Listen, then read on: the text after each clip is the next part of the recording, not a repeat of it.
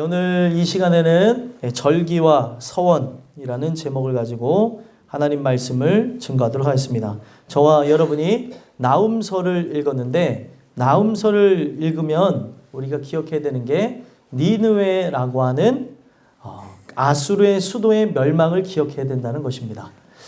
아수르의 수도 니느웨의 멸망은 우리에게 낯설지 않은 하나의 사건이 되어졌는데 요나서를 여러분들이 들었던 것을 기억하시는지 모르겠습니다만 요나가 어디를 구원하라고 가라고 하셨었죠? 바로 니느웨를 구원하라고 하나님의 명을 받아서 가라고 하는 그런 뜻을 받았었습니다. 그런데 그것을 싫어했죠. 왜냐하면 그들은 그 아수르라고 하는 나라의 속국이었고 그 악한 민족이 구원받는다는 것을 용납하지를 못했었다는 거예요. 그럼에도 불구하고 하나님께서는 좌우를 분별하지 못하는 자가 12만여 명이 넘다고 하는 그 사실을 밝히시면서 그 땅의 회복을 허락하셨습니다. 그래서 심판이 어떻게 됐어요? 유보가 되어진 거예요. 심판이 사라진 게 아니라 심판이 뒤로 미뤄지게 됐다는 겁니다. 그래서 우리가 기억해야 되는 것은 우리는 하나님의 은혜가 없으면 다 심판받을 존재예요. 그러나 은혜 안에 들어가게 되어진다면 진노 아래 심판받을 내가 그 심판을 당하지 않고 영생을 얻게 되어진다는 거예요.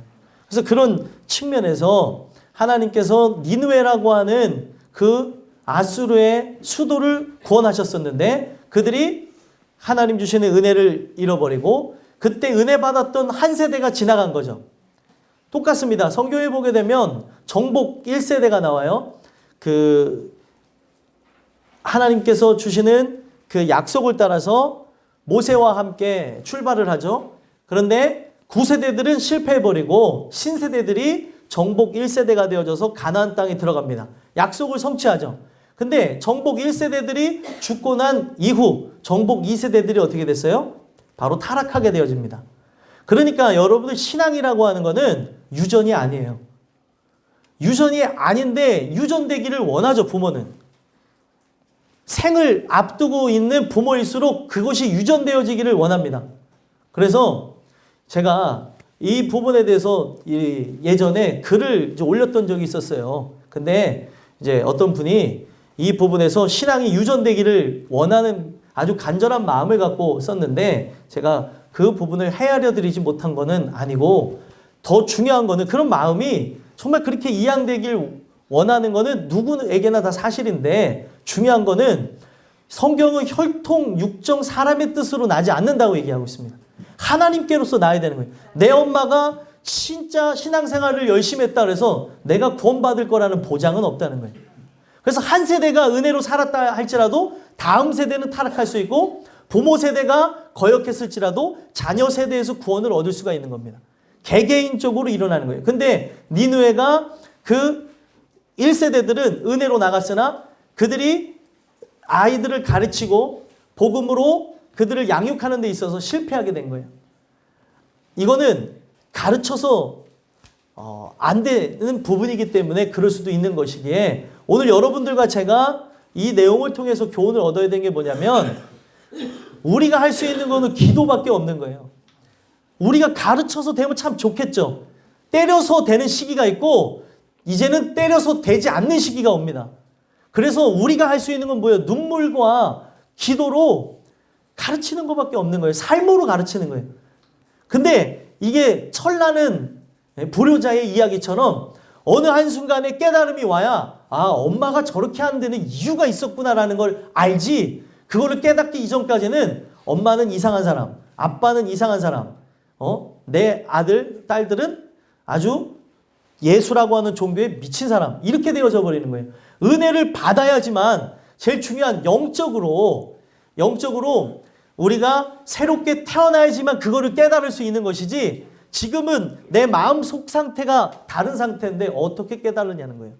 마찬가지로 니느웨의 그 백성들이 열심으로 가르쳤을 것입니다. 그런데 이것이 그들에게 그대로 다 밑바탕이 되지 않고 나가게 되면서 정확히 한 100여 년 정도 뒤에 멸망하는 이야기가 나오는 거예요. 근데 여러분들 이 니느웨라고 하는 장소가 일시적인 구원을 받았었지만 본래 어떤 장소예요? 하나님의 백성을 괴롭히는 본거지였다는 거예요. 그러면 여러분들이 하나님의 백성이라고 하는 그 관점에서 보시면 나를 괴롭히는 악의 세력, 사단이 그 본거지가 한순간에 무너진다고 생각해 보십시오. 얼마나 속이 시원하겠어요. 지금 니느웨는 우리를 괴롭히는 암적인 존재예요. 그런데 그 니느웨가 멸망한다는 이야기를 통해서 나움의 뜻이 뭐냐면 위로자예요. 하나님이 나의 위로자가 되시겠다는 거예요. 그러면 이 얘기는 뭐냐면 오늘날 우리를 괴롭히는 사단 마귀가 있죠. 눈에 보이진 않지만 여러분들의 생각 속에 들어와서 그 생각을 하나를 틈을 타고 들어가면 그 생각 하나로 주의 사람이 되는가 하면 생각 하나로 예수를 팔아먹을 사람이 되어지는 게 저와 여러분이에요. 그래서 이거는 영의 세계고 늘 하나님이 주시는 은혜가 내 안에 들어오기를 소망해야 되는 것이 바로 그런 차원에서 봐야 될 문제라는 겁니다. 그래서 여러분들 우리 눈은 성경에서 뭐라고 얘기냐면 무언가를 담는 그릇이라고도 표현합니다. 눈이요. 여러분들 우리가 이런 생태학적으로 잘 모르지만 눈은 빛을 이렇게 받아들여 갖고 이 빛을 받아들여 갖고 투영되어진 그 반사체를 갖고 우리가 뇌에서 이게 현상되어서 보는 거잖아요. 그때 어떤 일이 일어난 거냐면 내 눈에 보는 대로 모든 걸 담는 거예요. 그래서 우리가 영화나 드라마나 어떤 영상이나 또 음악이나 이런 것들을 우리가 눈으로 귀로 담게 되어지면서 어떤 일들이 일어나는 겁니까? 우리가 다른 생각들, 어떤 사상들, 그런 마음들이 내 안에 투영돼서 들어오게 되어지는 거예요. 그래서 중요한 거는 하나님 주시는 은혜에 의해서 내 안에 보이지는 않지만 그 하나님의 나라, 하나님의 그런 뜻들이 내게 깨달아지지 않는다면은 우리는 멸망으로 나갈 수밖에 없다는 거예요. 그래서 여러분들 오늘 이 말씀을 통하여서 보이지는 않지만 여러분들을 계속해서 핍박하고 또 괴롭히고 또 다른 길로 돌아가게 하는 이 사단 마귀의 괴계가 지금 나움이라고 하는 이 예언서를 통해서 니느웨가 결국에 멸망하게 되거든요. 이 이야기는 어떤 얘기냐면 결국에 악의 세력은 멸망할 거라는 겁니다.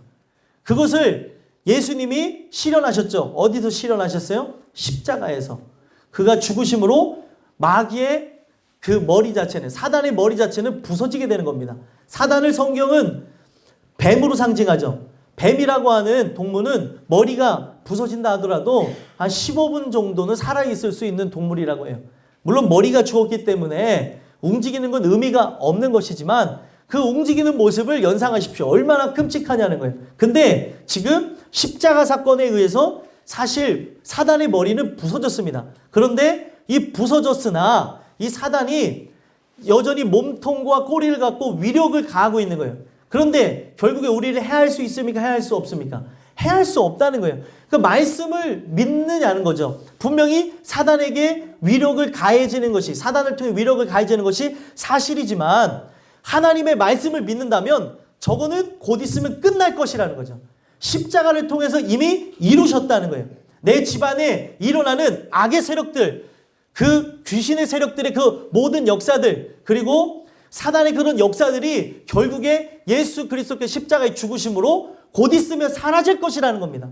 그것을 내가 믿느냐 믿지 않느냐 말씀을 통해서 살펴봐야 되겠죠.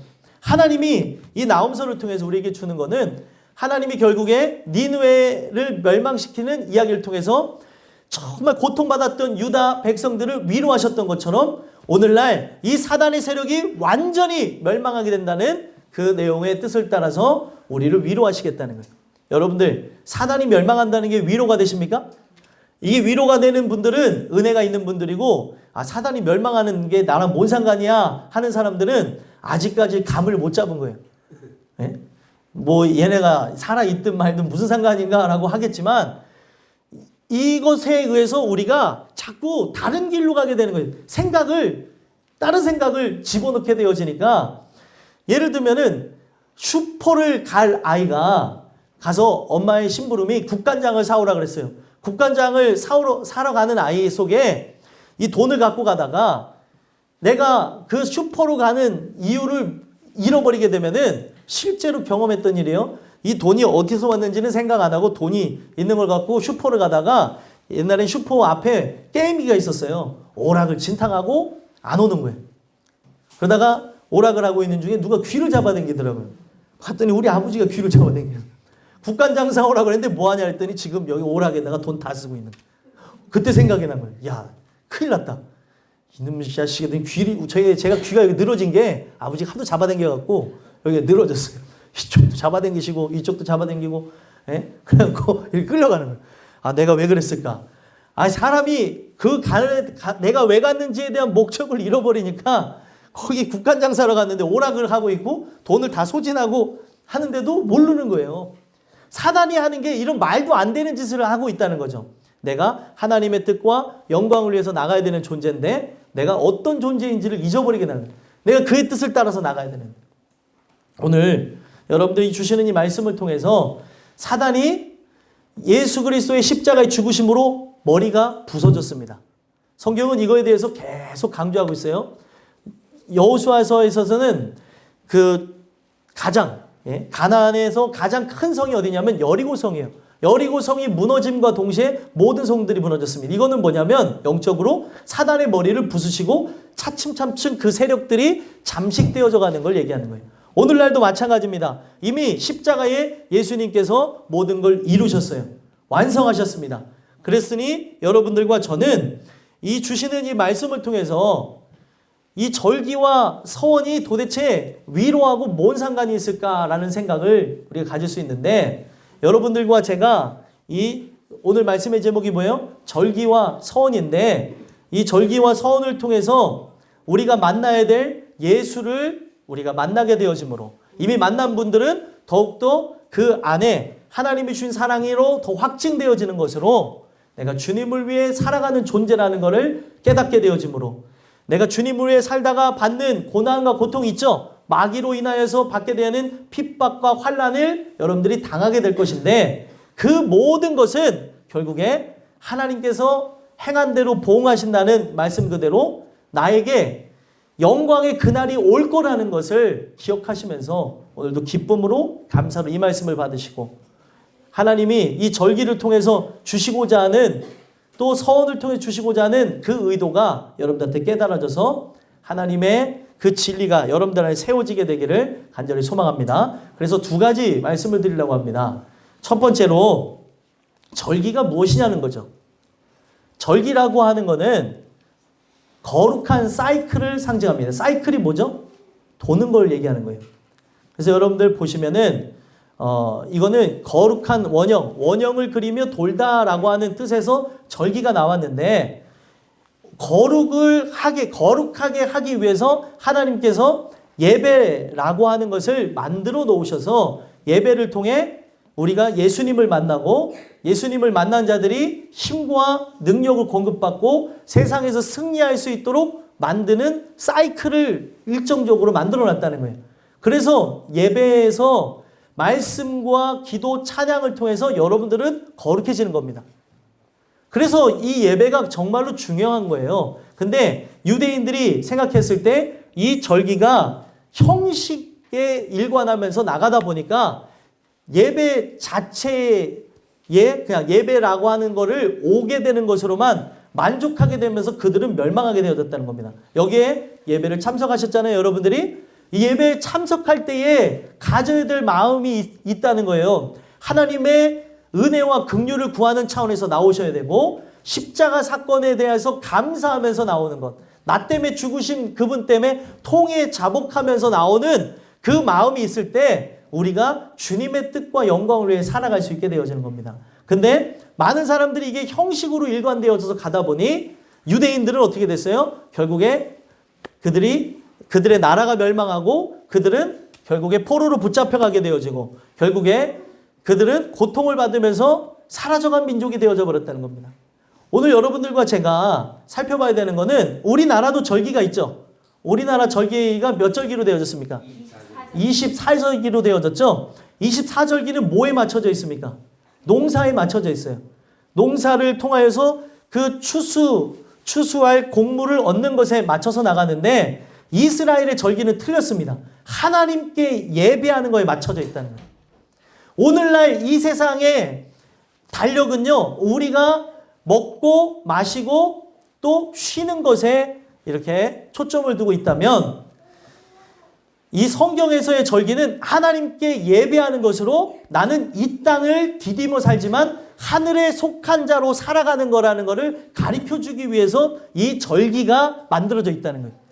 그러면 오늘날에는 그냥 예배라고 하는 형태로만 딱 갖춰져 있지만 절기를 이렇게 보게 되어지면 절기가 일과 주와 월과 연으로 나눠져 있어요. 그렇죠? 그리고 이 연으로 되어진 거는 이제 7년 단위로 해서 안식년이 오게 되어지고 이제 7년이 7번 되어지고 그 다음 해가 되어지는 희년, 50년째 되어지는 해 희년, 이렇게 성경의 이 패턴으로 쭉 이어져 가고 있습니다.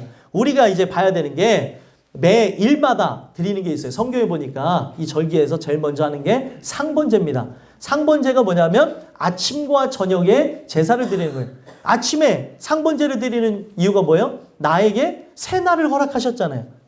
내가 아침에 눈을 뜨게 됐다는 것 자체가 기적이라는 생각 안 해보셨어요? 그래서 여러분들이 이제 연세가 들어가면 들어가실수록 같이 주무셔야 된다고 하는 이유가 밤새 안녕하실 수가 있기 때문에 그래요. 분위기가 좀 안 좋아지는데 예. 여러분 이게 진짜 중요한 얘기인 게 여러분들이 50살부터 각방을 쓰기 시작했잖아요. 근데 여러분들이 100살 산다고 하면은 남편과 아내가 50년 동안 다른 방에서 사는 겁니다. 성경은 한 방에서 살라고 얘기하고 있어요. 한 방에서. 여러분들이 삶의 패턴 또 몸이 이제 살아가시면서 연세 드신 분들은 이게 닭이만 해도 몸이 아플 수도 있고 하나 여러분들 외국 사람들도 그러면 안 아플까요? 이 서양 문화를 보게 되면은 큰 침대 사이즈가 있어요. 우리나라 사람들 큰 침대들을 안 쓰는데 엄청나게 큰 침대 사이즈에서 서로가 각 공간에서 이렇게 누워서 잡니다. 근데 그들의 그런 걸 보게 되면은 부부로 연을 맺었기 때문에 우리는 죽을 때까지 함께 하자고 하면서 뭐 젊었을 때는 800에도 해줄 수도 있고 그렇게 하지만 나중에는 손을 붙잡고 자는 것도 힘들 수도 있어요. 한 공간에서 자는 거예요. 한 호흡을 하면서.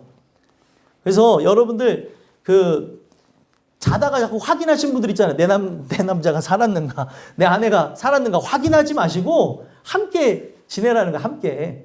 아니 우리가 밤새 안녕할 수가 있는 존재인데 생각해 보세요. 내가 아침에 눈을 떠서 아침 공기를 마시며 살아갈 수 있다는 것 자체가 얼마나 감사하냐는 거예요. 오늘도 하나님의 뜻과 영광을 위해서 살아가게 되어지는 거죠. 지금은 이 아침에 눈을 뜨는 것 자체가 감사하기는 하나 부담이 되어질 수 있어요. 왜냐하면 육체를 입고 살아가기 때문에 우리가 삶의 터전으로 나가기도 하고 그리고 그 일을 하는 것 때문에 고통이 따르기도 하기 때문에 마냥 즐겁지는 않을 수도 있습니다. 그런데 우리가 이렇게 눈을 떴을 때 언젠가는 이 세상이 아닌 하나님이 택한 세상에서 눈을 뜬다는 걸 기억하자는 거죠. 그래서 이 상번제의 의미가 있는 거예요. 하나님, 내가 이렇게 아침에 눈을 뜨면서 그 신선한 기름을 맞으면서 하나님의 택하심을 기억하듯이 하나님 내가 저 영원한 천국에서 눈을 뜰 수 있게 하옵소서. 그렇게 시작하는 거예요. 그 저녁 때는 뭐예요? 하루를 살게 하신 걸 감사하면서 나가는 거예요. 오늘도 무사히 아버지 뜻 위에 살았잖아요. 다사다난했으나 사고가 난무하는 그런 상황 속에서 내가 살았잖아요. 살 사람은 어떻게도 산다니까요. 차가 뒤집혀도 살고 예? 기차가 뒤집어져도 살고 어떤 분은 트럭 밑으로 들어간 데서 살았어요. 요 앞에 계신 분이 그 트럭 밑으로 들어간 거죠. 포크레인 밑으로 들어간 거예요. 트럭 밑으로 들어간 거예요. 네, 트럭 밑으로 들어갔어요. 오토바이와 함께 살았잖아요. 의사가 죽는다고 전화가 왔어요. 저희 집에. 저하고 좀 혈연지간으로 관계 있는 거 아시죠? 네, 모르시는 분들도 계시죠. 자세하게 보면 비슷하게 생겼어요. 그래서 제가 가끔가다 눈을 이렇게 되면은 제 아내가 너무나고 비슷한데 농담 봐 진담 봐 그렇게 얘기할 때가 있는데 아니 의사가 죽는다고 하면서 이제 내일이면은 장례를 치를 거니까 짐을 싸고 오라는 거예요. 그래갖고 장례식을 치르러 이제 간다고 하면서 준비하는데 다음날 눈을 뜨고 살아났다는 거예요. 그런데도 몰라요. 하나님이 왜 살려주는지를? 네? 알아요? 네, 아시면 감사합니다. 아니 우리가 죽을 수도 있는데 그렇게 산다니까요. 그러니까 다사다난했지만 차 밑으로 들어가면은 보통 사람이 죽어요. 의사가 봤을 때도 이 혼수 상태로 들어가고 가망이 없다고 생각해서 장례를 준비하라고 했는데 벌떡 일어나더라고요. 머리가 반이 여기서 다 깨져서 여기가 다 날아가셨는데도 사시지를 않나. 뜻하신 게 있어서 그가 끝까지 포기하지를 않으니까 살리시는 거죠. 그게 감사한 것 같아요.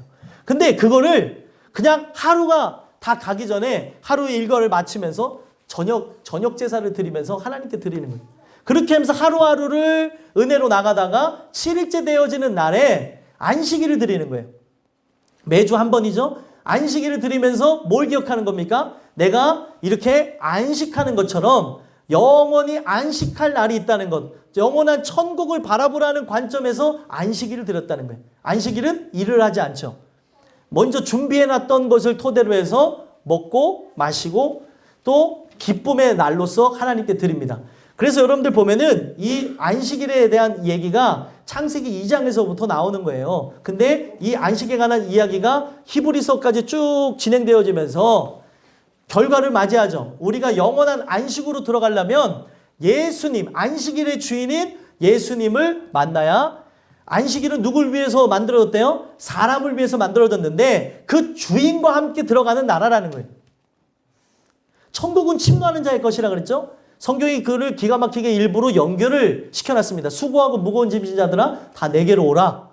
예? 그게 마태복음 11장에 나오는 내용이에요. 그리고 나서 얘기하고 있는 게 뭐예요? 안식일의 주인이 예수님이라는 거예요. 그러면은 나는 이제는 안식을 누리기 위해서 예수께 나갔죠. 그럼 예수와 함께 어딜 들어가는 거예요? 천국에 들어가는 거라는 거예요. 안식일을 드리는 목적은 바로 거기에 있었던 겁니다. 그러면서 이제 매주를 그렇게 보내고 나면 매월 첫째 주 그리고 첫 일을 바로 초하루라고 해요. 그러면은 보세요. 매일, 매주, 매월 하나님 앞에 드리는 거죠. 그 첫날을 하나님 앞에 나에게 이 새로운 달을 주신 걸 감사하면서 은혜로 나가길 소망하며 나가는 거예요. 이 절기가 바로 그런 방향으로 나가야 된다는 거죠. 그래서 월삭 기도회라는 거 들어보셨죠? 어느 교회 가서는 월삭 기도회도 하고 월삭 새벽 기도도 하고 하는데 저희는 참여율이 저조하니까 제가 그런 생각을 잘 안 해요. 평일날에 드려지는 예배가 우리에게 늘 그렇게 풍성하게 이렇게 올 수 있다면 그런 걸 특별히 안 해도 되는데 그날이라도 모이자고 해갖고 특별하게 하는 교회도 있습니다. 그런데 그걸 토대로 해서 얘기하는 게 뭐예요? 우리가 바로 이 새날을 주신 그 하나님을 기억하자. 은혜 안에 들어가야 됩니다. 라고 하면서 매일, 매주, 매월을 그렇게 보내는 것이고 이제 매월이 이제 합쳐지다가 매년으로 들어가게 되는 그런 이제 형태의 절기를 맞이하게 되어죠. 유월절과 무교절과 그리고 칠칠절과 나팔절 그리고 속죄일 그리고 마지막이 장막절입니다. 다 이 무엇하고 관련되어졌어요? 예수님, 나에게 안식 주시는 그분과 함께 연관을 짓고 있다는 겁니다. 그래서 우리가 이 예배를 왜 드리냐면 예배를 통하여서 예수라고 하는 분을 직접적으로 만나기 위해서 예배를 드리는 거예요. 그래서 여기에 나올 때는 처음부터 죄인으로서 나오시는 분들도 있어요. 혹 하나님께서 주시는 그 말씀을 전도자로부터 들어갔고 이 죄 문제를 어떻게 해결할까? 나의 안에 있는 이 공허함을 어떻게 해결할까 하면서 예배 자리로 먼저 나오시는 분이 있기도 하고 아니면 편하게 예배를 드리던 중에 죄인이 되어지는 그 과정을 경험하는 분들도 있습니다. 결국에는 이걸 토대로 해서 어떻게 되어지는 거예요? 예수가 나의 구주라고 하는 분을 알게 하기까지 나가는 거예요. 그래서 여러분들과 제가 이 거룩한 사이클 안에 왜 들어가야 됩니까? 때로는 사람 마음이 어떨 때는 충만할 때도 있는데 충만하지 못할 때도 있다는 거예요. 그런데 이 사이클 안에 들어가다 보면 자연적으로 다시 에너지가 발생하는 거죠. 선포되어지는 말씀을 통해 그 말씀을 들음으로 믿음이 생겨나고 그 믿음을 통하여서 순종하게 되어지고 그 순종을 해야 되나 못하는 내 자신을 보면서 기도하게 되어지는 걸 통해 거룩을 힘입어 나가는 자가 되게 하신다는 거예요. 그러면은 이 일들을 우리에게 가르쳐주기 위해서 성경의 이 구약에서는 예배라고 하는 그런 토탈 네임을 갖기 전에 절기라고 하는 걸 토대로 해서 우리가 경험해야 될 예수님에 대해서 그 유월절, 무교절, 그리고 77절, 그리고 아까 전에 뭐라 그랬죠 제가? 77절 다음에 바로 나팔절, 속죄일, 그리고 장막절에 이르기까지 그 경험해야 될 분이 있다는 거예요. 6월절을 나면서 6월절에서 그들이 뭘 경험해야 되겠습니까? 6월절은 지금은 개개인이 맞이해야 될 6월절이 돼야 돼요. 교회에서는 절기로 지키질 않습니다. 6월절이 상징하는 건 무엇입니까? 나의 죄 문제를 해결해 주시는 예수님을 만나야 되는 거예요. 죽을 나를 위해서 대신 죽으시는 그분. 이거는 사실 장자 죽음 재앙을 통해서 하나님이 그 어린 양을 잡아서 문설수에 그 피를 바르는 사건을 통해서 이스라엘의 장자들은, 짐승들은 살았잖아요. 첫 새끼들마다 다 죽어야 되는데 살게 된 이 사건을 토대로 해서 예수님의 십자가가 실제가 되어지면 죽을 내가 산다는 걸 얘기하는 거예요. 그러면은 이 6월절 어린 양 대신 예수님을 진짜 만났느냐라고 하는 거를 이 예배 속에서 각 예배 때마다 체험을 해야 된다는 거죠. 무교절이 상징하는 건 무엇이에요? 예수가 바로 우리의 어린 양이 되어진 그날부터 바로 7일 동안의 날을 바로 무교절이라고 하는데, 바로 이 무교절에는 무교병을 마시면서 그들이 애굽을 탈출해서 나왔던 그 고난을 기억하는 겁니다. 그래서 여러분들 보시면 누룩 없는 빵을 먹어요. 누룩 없는 떡. 그게 무교병이라고 합니다. 누룩을 넣어야 빵이 부풀어서 먹잖아요. 근데 플랫브레드, 이렇게 딱 납작한 빵이 되어진 거예요. 이게 왜 이거를 먹으라고 하냐면 예수님 자체가 이 세상에 어떤 불순물이 들어가지 않은 분이라는 걸 얘기하는 거죠. 그가 주는 그 양식을 먹어야, 그가 주는 그 은혜를 우리가 함께 누려야 산다는 걸 의미하는 겁니다. 그래서 결국에는 이 6월절과 무교절은 함께 되어지는 거예요. 6월절은 제사 한번 드리는 걸로 끝나게 되어지고 그 다음날부터 7일 동안 무교절이 쭉 진행되는 거거든요. 근데 이 무교절은 지금 우리에게는 어떤 거예요? 예수님이 나를 위해 그 십자가에 죽으시고 3일 동안 우리를 위해서 모든 그런 지옥의 권세, 사망 권세를 다 받으시는 그 사건을 의미한다는 거죠. 그러면은 결국에 그가 당하신 그런 헌신과 고난을 우리가 기억하면은 된다는 차원에서 이 무교절은 오늘도 유효하고 여러분들에게 체험되어야 될 날이라는 거예요. 그가 모든 고난을 받으셨기 때문에, 십자가에서 그가 나의 죄를 담당했기 때문에, 죽기까지 하나님께 복종하시면서 나의 죄를 다 짊어지셨기 때문에 여러분들과 제가 살 수가 있다는 겁니다. 여타 많은 그런 종교가 있지만 어느 종교가 신이 죽어서 인간을 살리겠습니까? 뭐 비슷한 그런 교리들을 만들어내기도 했던 것도 볼 수 있지만 예수님이 나를 위해 죽으심으로 바로 그런 일들이 일어난다는 거예요. 근데 이 십자가의 그 사건, 나를 위해 고난받으시는 이 사건이 뭘 통해야지만 실제로 경험할 수 있어요? 오순절을 경험해야 되는 거예요. 77절이 신약에 와서는 오순절인데 이 77절 날 뭐를 받은 거냐면 시내산에서 율법을 받았던 거예요. 시내산에서 율법 받았던 그날에 똑같이 마가의 다락방에 성령이 임하게 되어지는 겁니다. 그러면은 여러분들과 제가 생각해 봐야 되는 게 뭐냐면 율법을 받는 것만으로 그들이 삽니까? 아니죠. 율법에 대한 모든 요구를 다 수용하신 예수를 마음에 모셔야 살게 되어지는 거예요. 그래서 여러분들 이 오순절 마가의 다락방의 사건은 어떤 거였냐면 성령이 강림하게 하셔서 바로 성경이 가리키는 분인 예수를 깨닫게 하는 거죠. 아, 나로서는 안 되는구나. 율법에 대한 이 모든 내용을 통해서는 내가 죄인이구나. 나라고 하는 존재는 스스로 거듭날 수 없구나. 그런데 그거를 누가 깨닫게 하시는 거예요? 성령이 깨닫게 하시는 거예요. 그래서 아까 권사님 기도할 때 성령의 그 간구를 하는 걸 봤잖아요. 성령 충만을 받아야 되는 이유가 그거예요. 내가 스스로 자각하고 스스로 깨달을 수 없습니다. 그가 감동하셔야 되는 거예요. 그가 깨닫게 하시면 이게 믿어지는 거죠. 이 믿음에 대한 영역은 이건 참 어떻게 과학적으로 설명이 안 되는 것입니다. 근데 이 믿음이 오게 되어지면 이게 진짜 믿음이라는 게 무서운 게 뭐냐면 내 생명까지도 바칠 수 있게 되어진다니까요. 믿음이 오게 되면. 근데 믿음이 없으면 뭐예요? 확신이 없는데, 저 나라에 내가 들어갈 만한 확신이 없는데 어떻게 주를 위해 죽겠냐는 거예요. 그래서 성령을 통하여서 그 깨닫게 하시는 은혜를 경험하게 되어지면, 십자가 사건이 실제가 되어진다면, 예수의 고난에 내가 들어가게 되어지고 그와 함께 살아나는 것을 경험하게 되어진다면 나팔절 때 내 이름이 불려지게 된다는 거예요. 초하루 때마다 하는 게 뭐냐면 매월 초하루가 바로 나팔절의 기원이 되어지는 거예요. 그러니까 매월 그 첫째 주 첫 일에 나팔을 뿌 불면서 새 달이 왔다는 걸 의미합니다. 일곱째 달이 바로 뭐예요? 나팔절이에요.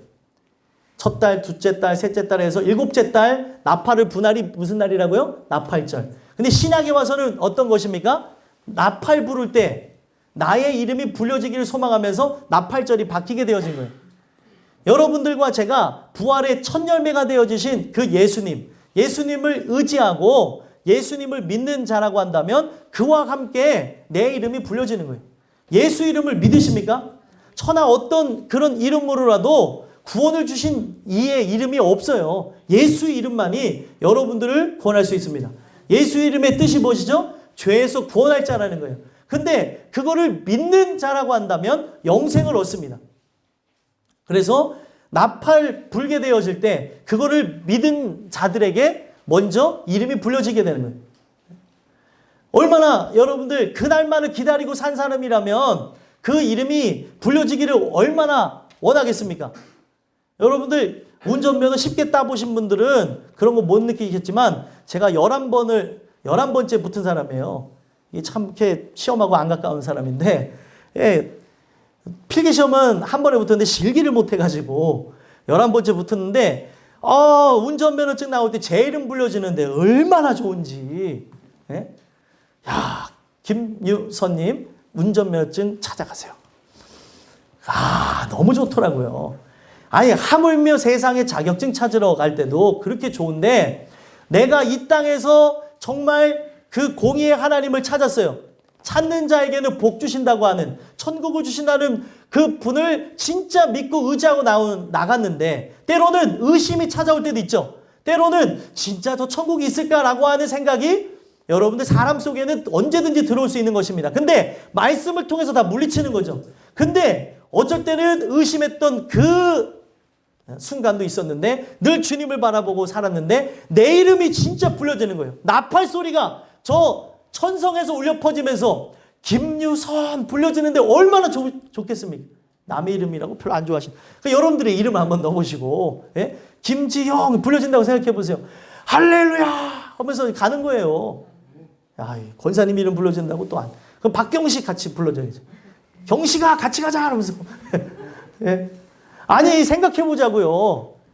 아니 그거 정말 우리가 상상하면서 나가는 거예요. 이게 관념이 아니라 이상주의자가 아니라 그것 때문에 오늘 견딜 수 있는 겁니다. 야, 이 날이 진짜 온다는 걸 믿는 자가 고난도 역경도 환난도 이겨낼 수 있는 거예요.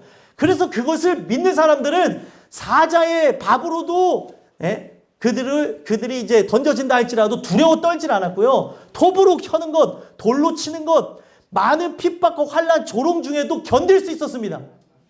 그분이 나를 부르시는 날이 온다는 거죠. 그러면은 그 날에 들어가기 전에 뭘 경험을 해야 되는 거예요? 속죄일 다시 경험해야 되는 게 뭐예요? 6월절이 실제가 되어졌냐? 라고 질문을 드릴 수 있는 대속죄일을 경험했냐는 거죠. 대속죄일에는 바로 두 가지 의식이 있습니다. 하나는 바로 여호와를 위해서 드리는 바로 속죄염소가 제비를 뽑아서 그 여호와께 드려지게 되고, 하나는 또 제비를 뽑아서 뭐예요? 아사셀 염소로 드려지게 됩니다. 속죄를 위한 염소로는 바쳐졌어요. 그러면 아사셀 염소는 뭐냐는 거예요. 속죄가 두 번 있을 필요는 없죠. 우리가 보통 아사셀 염소 하면은 죄를 멀리 끌고 간다라고 해석을 하는데, 아사셀 염소가 뜻하고 있는 게 뭐냐면 나 때문에 죽은 저 염소를 위해서 내가 바쳐진다는 의미를 갖고 있는 겁니다. 그러면은 성경에서 얘기하는 게 뭐예요? 진짜 나를 위해 죽으신 예수 그리스도의 십자가가 실제가 되어지면 주님을 위해 죽을 수 있습니까? 없습니까? 있죠. 왜 있을 수 있죠? 이 세상에서의 삶은 짧죠. 짧은 이 삶을 하나님께 바치면 영원한 삶을 주신다는 거예요. 그러니 나를 구원하신 게 확실하다면, 나에게 영생이 주어질 것이 확실하다면 이 삶을 바칠 수 있습니까? 없습니까? 바칠 수 있다는 거예요. 근데 오늘날 이것을 사람들이 재는 거예요. 실제로 경험하지 않다 보니까 주를 위해서 살아간다고 하다가 고난과 역경이 찾아오면 훅 하고 이탈해버리는 거예요. 그래서 히브리서에서 얘기하고 있는 게 뭐예요? 대제사장 예수를 만나느냐, 구원자 예수에 대한 총론을 들었다고 해서 누구든지 예수를 믿는 자마다 멸망하지 않고 영생을 얻느니라 라고 하는 걸 믿는 것으로, 그냥 그것을 암송한 것으로 천국 가는 게 아니라 실제로 내 죄 문제를 해결하신 대제사장 예수, 바로 나를 위해 제물 되어주시고 나를 위해 죽으신 그분이 실제가 된 자만이 천국에 갈 수 있다는 걸 얘기하는 거예요. 그러면 그걸 왜 히브리서에서 얘기를 했겠습니까? 이거를 경험했다면 주님을 위해 죽을 수 있다는 거예요. 그래서 히브리서 11장에 믿음의 선진들의 이야기가 나오는 거예요. 이들은 뭐예요? 예수님의 십자가의 죽으심이 실제가 되어졌다는 거예요. 그랬더니 어떻게 됐어요? 여호와를 위하여, 하나님의 영광을 위하여 자기 삶을 바칠 수 있었다는 겁니다. 여러분들과 제가 십자가 사건을 경험했잖아요. 그러면 그때부터는 뭐예요? 하나님의 영광을 위해서 살아가는 거예요. 먹는 것도, 마시는 것도, 그리고 옷을 입는 것도, 내가 숨을 쉬는 이유도 그분의 영광을 위해 산다는 거예요. 여러분들, 학생들이 왜 공부하라 하는데 공부하라는 마음이 왜 와닿지 않습니까? 왜 공부하는지를 몰라서 그런 거예요. 그렇죠?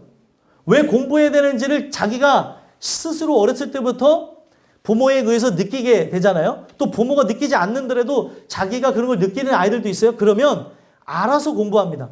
근데 내가 왜 공부해야 되는지에 대한 이유와 목적이 불분명하니까, 꿈이 없으니까 공부를 안 하는 거예요. 꿈이 명확한 사람은 공부면 공부, 아니면 자격증이면 자격증, 자기가 준비해야 될 것을 위해서 열심을 갖고 나갑니다. 근데 오늘날 문제가 뭐예요? 4차 산업혁명이다 뭐다 하면서 점점 이 세상은 격변해 가고 있는데 오늘날 청소년들에게 꿈이 없다는 거예요. 꿈이 없어요.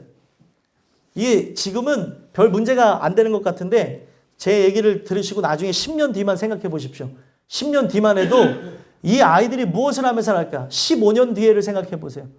진짜 점점 직업은 없어져 간다고 하는데 자동화 시스템에 의해서 AI가 인공지능에 의해서 돌아간다고 하는데 많은 직업이 없어진대잖아요. 그런데 뭐를 위해서 나가냐는 거예요. 여러분들, 자기 자신을 위해서라고 한다 할지라도 내가 나를 위해 왜 살아가는지를 모른다면 그 삶을 허투루 보낼 수 있습니다. 근데 오늘 우리가 하나님의 영광을 위해서라고 하는 그 타이틀이 은혜를 통해서 들어오지 않는다면 다 나라고 하는 존재를 위해서만 꿈을 키워나간다는 거예요. 공부는 왜 하고 돈은 왜 벌죠? 그리고 직장 생활은 왜 합니까? 다 나 때문이잖아요. 하나님의 영광을 위해서라고 하는 타이틀이 있습니까? 오늘 여러분들 직업에 귀천은 없어요. 그렇죠? 뭘 해도 상관없습니다. 근데 거기에 하나님의 영광을 위해서라고 하는 타이틀이 있냐는 거예요. 아이들을 가르치시던, 아니면은 여러분들이 집에서 가사 일을 하시던, 아니면 직장 생활 하시던, 뭐를 하시던 진짜 그것이 있냐는 거죠. 내 말 한마디에 의해서 진짜 지옥 백성이 될 사람들이 살 수도 있는데 내가 진짜 증거를 얻은 사람이라면 증언을 하지 않으면 그들이 알 리가 없다는 거예요. 저들은 저거를 알지 못하는데 어떻게 우리가 말을 하지 않는데 알 수 있겠습니까? 여러분들과 제가 결국에는 이 속죄를 경험하게 되어지므로 하나님의 영광을 위해 살아갈 수 있게 되어지는 거예요. 그럼 마지막이 무엇입니까? 장막절이에요. 장막절이 뜻하고 있는 것은 뭐냐면 추수할 때를 생각하는 겁니다. 그러니까 결국에는 알곡과 가라지를 나누는 게 장막절이에요. 그리고 이 장막절은 광야를 통과하면서 하나님의 은혜를 베풀어 주셔서 장막 안에서 보호하셔서 잘 살았다는 것에 대한 감사로 장막절을 드리는 거예요. 그러면은 이 장막절이 갖고 있는 의미가 뭐냐면 결국에 그들이 그 가나안 땅에 들어가서 장막절을 드린 거잖아요.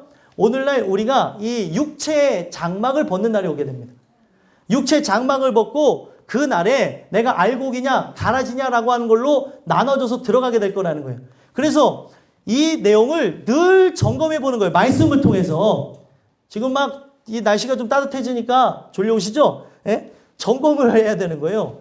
예? 점검. 예. 점검. 예. 점검. 헷갈리게. 예.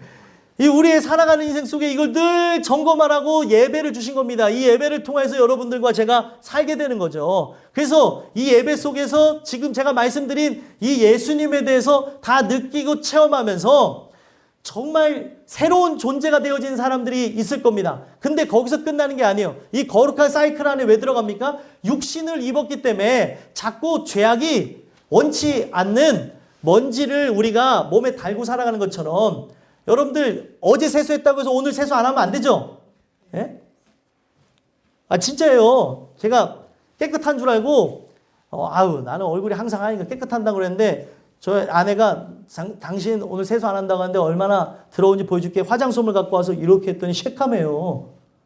사람이 깨끗한 줄 아는데 이 먼지가 계속 달라붙습니다. 마찬가지로 죄가 뭐냐면 먼지 같은 거예요. 원하든 원치 않든 여러분들의 몸에 달라붙게 되어져 있습니다. 그래서 결국에 하는 게 뭐예요? 내 생각을 통제하기까지 이르는 거죠. 죄는 뭐예요? 침투에 들어오는 겁니다. 자그마한 먹물 하나가 떨어져서 물을 시커멓게 오염시키는 것처럼 생각 하나가 나를 잠식혀서 하나님 뜻대로 살지 못하게 만드는 거예요. 그러니까 필요한 게 뭐예요? 결국에 이 거룩한 사이클 안에서 또다시 반복하고 또다시 그 말씀 들으면서 새 힘과 새 능력을 공급받아야 순종할 수 있다는 겁니다. 그리고 말씀을 듣고 거기서 끝나면 되는 게 아니에요. 말씀을 들었으면 행할 수 있는 힘과 능력을 달라고 기도를 하셔야 됩니다. 그래서 우리가 말씀과 기도로 거룩해지는 거예요. 저분이 정말 말씀에 대해서 잘 아는데 승리를 못하는 이유가 무엇일까? 점검해보면 기도를 안 해서 그래요. 어떤 사람은 기도는 하는데 말씀을 듣지 않으니까 신비주의 계통으로 가기도 하고 오늘 우리의 살아가는 삶 속에 그냥 막연한 확신이 아니에요. 믿습니다 이러고 나가는 게 아니에요. 말씀과 함께 나가는 겁니다. 말씀과 함께 나가지 않으면 무당받게 되지 않습니다. 저도 말씀과 함께 안 나가면 양복 입은 무당이 되는 거고 여러분들도 똑같이 그렇게 되어지는 거예요. 무당을 비하하는 게 아니라 진짜 오늘 우리의 살아가는 인생 속에 진짜 이 토속화되어지고 세속화되어진 그런 미신의 물결 속에 살아가면서 믿는 자라고 말할 수 없게 되어진다는 거예요. 소망하기는 이 주신 이 말씀을 통해서 이 절기를 통하여 만나야 될 예수님을 만나게 되게 간절히 소망합니다. 그래서 본문에 보시면 15절에 볼지어다 아름다운 소식을 알리고 화평을 전하는 자의 발이 산 위에 있도다. 곧 있으면 다다를 거라는 거예요. 산 위에 있다는 거예요. 여러분들 아름다운 소식이 뭐예요? 복음이죠. 화평을 전하는 자의 발, 화평을 전하는 자, 화평 자체를 만드신 분이 누구예요? 예수님이에요. 그 예수님이 결국에 우리를 위해서 십자가를 짊어지시고 골고다 언덕에서 죽으셨죠.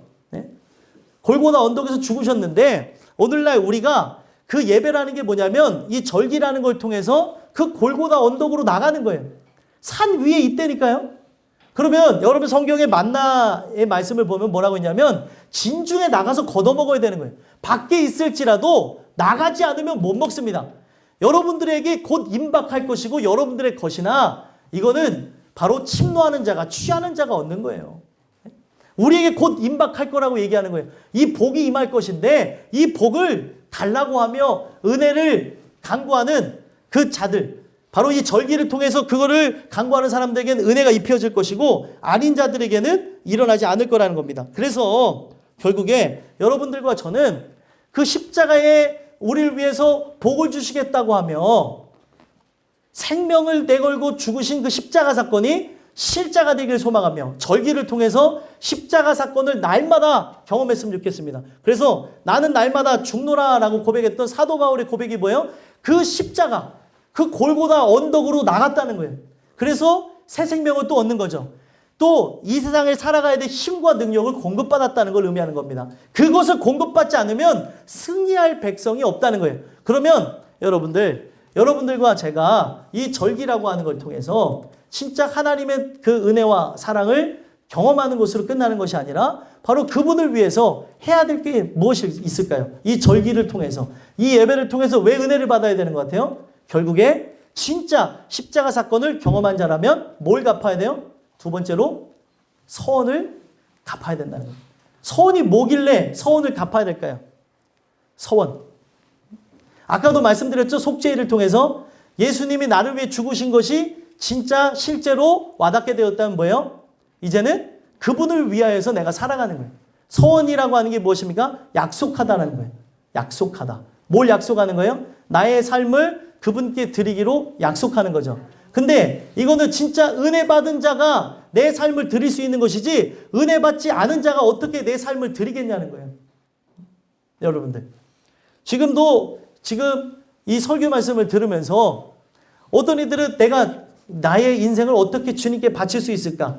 내가 하는 직업을 통해서 내가 정말로 진짜 이 고통 중에 일을 하러 나가시는 분들도 있고 눈물 중에 나가시는 분들도 있고 또 때로는 적성에 맞지 않은데도 살기 위해서 일을 할 수도 있습니다. 그렇죠? 근데 그 생활 터전 속에서 내가 일하는 목적이 도대체 뭐냐는 거예요. 그냥 단순히 육체의 생을 위하여서 나라고 하는 존재를 살기 위함이라고 하면은 정말 우리의 삶 자체가 정말 안타깝고 눈물 나기에 정말 그 비교가 안 되는 그런 건 없다는 거죠. 오늘 우리의 살아가는 인생이 무엇을 위해서 나가야 되는 거예요? 서원을 갚기 위해서. 하나님의 영광을 위해서 나가는 거예요. 오늘 고통 중에도 내가 발을 떼면서 그 삶의 터전, 어떤 분들은 공사 현장에 나가실 수도 있죠. 나가는 이유가 뭐예요? 거기서 정말 고통하며 신음하는 그들을 위로하기 위해서 나가는 거예요. 예수만이 위로자가 된다는 거죠. 예수만이 나를 상처를 치유하시고 모든 것으로부터 해방하시는 분이라는 것을 설명하기 위해서 나가는 거예요. 여러분들 이 세상 사람들이 안 힘들어하는 사람이 어디 있어요? 늘 위로받고 늘 보듬어주길 바라고 늘 감싸주길 원하는 게 이 세상 사람들입니다. 그런 그들에게 진정한 위로자가 되시는 분은 예수밖에 없다는 걸 말하게 하기 위해서 여러분들과 제가 직업을 갖고 있는 거예요. 이것을 말하지 않는다면 성경에서 뭐라고 얘기해요? 너희가 나를 회중 중에서 모른다고 하면 나도 너를 모른다 하리라. 이걸 위해서 나가는 건데 기독교인인데 이제 학생들이 많이 범하는 거죠. 애들이 막 몰려오고 하는데 오늘따라 좀 안 좋은 애들이 앞에 앉아있고 친한 애들이면 그냥 기도하고 밥 먹는데 그런 애들이 막 있으면 그냥 해서 웃으면서 같이 밥 먹는 거예요. 식사기도 하고 안 하고에 대한 문제가 아니라 여러분들 오늘날 살아가면서 그렇게 또 식사기도 나는 길게 한다고 해서 또 의를 드러낼 필요는 없고요. 우리가 제일 중요한 거는 그 일용할 양식을 달라고 하는 거는 그냥 밥 먹는 그런 의미가 아니라 위로부터 내려오는 은혜와 성령을 달라고 하는 차원에서 주기도문에 일용할 양식을 달라고 얘기하는 거예요. 하나님께서 나의 있을 것을 미리 아시는데 밥을 위해서 기도할 필요가 있어요? 없어요? 없는 겁니다. 감사해서 그냥 기도하는 거예요. 감사해. 달라고 기도하는 게 아니라. 오늘 근데 그런 기도조차 못하게 되어지잖아요. 아주 기초적인 건데 오늘 우리 살아가는 삶 속에 또 하다 보니까 생활이 박박하다 보니 하나님과 약속해서 11조 하기로 했는데 생활이 빵꾸가 나서 11조 못하게 되기도 하고 또 늘 감사해서 나가야 되는데 감사도 못하게 되어지고 또 내가 하나님과 약속해서 헌신하며 봉사하기로 했는데 그것도 못하게 되어지고 오늘 살아가는 인생 속에 그런 내가 하나님과 약속되어져서 나가야 될 이 모든 것들을 막는 세력들이 존재한다는 거예요. 오늘 여러분들과 저는 이걸 토대로 해서 기억해야 되는 게 내가 하나님께 진짜 온전하게 드려지는 살아있는 재물이라는 걸 기억하셨으면 좋겠습니다. 그래서 늘 말씀을 들으면서 너희 몸을 하나님이 바라시는 거룩한 산 제물로 드리라는 거예요. 이 산 제물이라는 거는 내 생각이 살아있어요? 안 살아있어요? 살아있어요. 살아있는 채로 드리는 거예요. 근데 내가 아직도 불순종 아픈 마음도 있고 순종 아픈 마음도 있고 두 마음이 공존하지만 살아있는 상태로 드려지는 겁니다. 하나님 있는 모습 그대로 드립니다. 어떨 때는 진짜 하나님 앞에 나올 때 정말 정갈하게 나오면 좋지만 정갈하지 못하게 나올 때도 있잖아요. 근데도 있는 모습 갖고 나오는 거예요. 있는 모습 그대로 하나님 날 좀 받아주세요. 내가 하나님 앞에 나올 수 있는 모습은 이 모습밖에 없습니다. 죄인의 모습이고 먼지투성인 바로 이 모습이고 하나님 은혜 아니면 살아갈 길이 없습니다. 나에게 은혜를 베풀어 주세요 하면서 그 은혜를 받음으로 살아가는 거죠. 여러분들 우리가 이 서원을 갚아야지만 천국에 가는 거예요. 내 삶을 그분께 던져야 천국에 갑니다. 하나님 주시는 은혜에 의해서 내가 이거를 내려놓으면 자 보세요. 애들하고 이런 거 얘기할 때 있죠. 너 손에 있는 거 주면 이거 줄게. 애들이 막 싸울 때 그럴 때가 있잖아요. 너 그거 놓으면은 이거 더 큰 거 줄게. 근데 이거를 놓는 아이는 더 큰 걸 얻지만 놓지 못하는 아이는 큰 걸 얻지 못하죠. 하나님께서 내 권리를 포기하라고 얘기하는 거예요. 너가 저 영원한 천국에 들어갈 만한 후사냐? 그러면 너의 삶의 권리를 포기해라. 그러면 내가 천국을 줄게. 그러면은 지혜로운 그런 아이와 같은 심령을 갖고 있는 자들, 어린아이와 같이 그런 심령을 갖고 있는 자들은 그걸 내려놓습니다. 하나님, 이 썩어질 게 뭐가 중요하다고 그렇습니까? 내려놓겠습니다. 하고 천국을 얻어요. 근데 그러지 아니하는 자들은 뭐예요? 그냥 다 짊어지고 갈라다가 멸망으로 나간다는 거예요. 여러분들 피곤하신 분들도 있는데 이거 다시 한번 들어보시고 중요한 내용입니다. 이 서원을 갚지 못하면 천국에 못 가는 거예요. 오늘 내 권리를 포기하는 거죠. 진리가 우리를 어떻게 한대요? 진리를 알지니 진리가 너희를 자유케 하리라. 우리는 분명히 자유케 되어져서 나가는 존재이나 이 자유를 갖고 어떻게 하는 거예요? 방종하는 게 아니라 그분을 위해 사용하는 겁니다. 내가 많은 권리가 있지만 이 권리를 포기하며 그분께 영광을 돌리는 거예요. 그게 서원을 갚는 자입니다. 희생도 따르게 되어지고 늘 우리가 날마다 죽고 그분을 뜻에 맞춰서 살아가는 자가 결국에 어떻게 되어져요? 마지막 날에 그 분을 위하여서 죽을 수 있게 되는 영예도 얻을 수 있는 거예요. 늘 죽었던 자가 순교의 기회가 왔을 때 죽을 수 있는 것이지 늘 죽지 않았던 자가 나중에 죽어야지 해서 죽는 게 아니에요. 그러니까 오늘 삶 속에서 작은 것조차 못 놓는데 나라고 하는 존재라고 하는 고집조차 못 내려놓는데 나 이런 사람이야. 어쩌라고?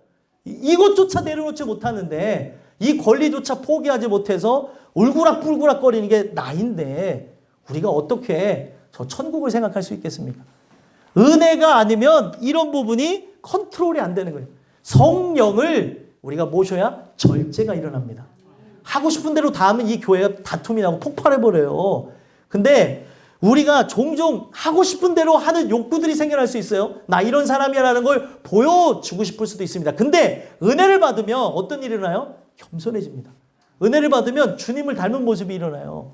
근데 오늘날 교회에서 왜 우리의 모습 속에 예수를 닮은 모습보다 나 이런 사람이야 라는 모습이 자꾸 많이 나오냐는 거죠. 은혜를 통해서 우리를 늘 쳐서 돌아보지 않으면 내가 아버지 뜻대로 나가야 되는 겁니다. 아버지가 원하시는 그런 바가 있는 거예요. 그러는 자마다 천국에 갈 수 있는 거예요. 여러분들과 제가 그분께 서원을 갚았으면 좋겠어요. 십자가 사건이 진짜이라고 한다면 여러분들 생을 바치십시오. 이거는 절대로 후회함이 없습니다. 왜 그러냐면 후사라고 하는 것을 여러분들이 증명하는 계기가 되어지고 결국에 하나님께서는 여러분들의 천국을 선물로 주실 거라는 거예요. 근데 이 세상에서 놓지 못하고 나가는 이런 모습이라면 어떻게 천국을 생각할 수 있겠냐는 거예요. 오늘 이 주시는 말씀을 토대로 해서 여러분들과 저의 생각들을 내려놓고 십자가에서 그가 죽으심으로 악인은 진면되었습니다. 그가 다시는 내 가운데로 통행하지 아니하리로다 하시니라 라는 이 말씀과 함께 십자가 사건을 통해서 이미 이루셨어요. 그러면은 이 이루신 사건이 여러분들에게 진짜로 와닿게 되어졌다면 악인이 방해하죠. 근데 이미 진멸되어진 거예요. 이미 다 이루신 겁니다. 머리가 박살났다니까요. 머리가 박살난 뱀은 징그럽긴 해도 나를 해할 수는 없어요. 도구로 나를 해할 수가 없다는 겁니다. 근데 오늘 우리가 그걸 보면서 좌절하고 뒤로 물러가는 게 아니라 늘 하나님께 기도하고 간구하는 이 거룩한 사이클, 이 절기를 통해서 예배를 통해서 은혜를 받음으로 내가 주님 앞에 나의 인생을 바치는 거라는 걸 기억하셨으면 좋겠습니다. 그러면 여러분들의 발걸음이 이제 터전에 나가실 때도 좀 가벼우실 거고 이 생활의 그 날들이 언젠가 끝을 나가게 되어지는데 제가 어떤 친구한테 이런 얘기를 했어요. 너가 학교를 가는 이유는 너는 학교에 선교사로 파송되어서 가는 거야. 아이들이 학교 가기 싫어할 수도 있잖아요. 내가 선교사로서 복음 전하러 가는 거죠. 정말 마인드가 다를 수도 있습니다. 근데 희생하는 거예요. 그게 순교예요. 내가 마인드가 다른 그들에게 복음을 증거하는 겁니다. 사랑은 허다한 그런 그 허물을 덮잖아요. 그거를 하기 위해서 나가는 거예요. 내가 예수 믿는 자로서. 여러분들과 제가 바로 그런 자가 되어지는 은혜를 오늘도 받으심으로 하나님의 그 영광을 위해서 나가시고 이 절기와 서원이 이루어짐으로 천국의 후사로서 천국의 여러분들의 것임이 되는 은혜가 있게 되기를 간절히 소망합니다. 기도하겠습니다. 하나님, 절기와 서원에 대해서 나눴습니다.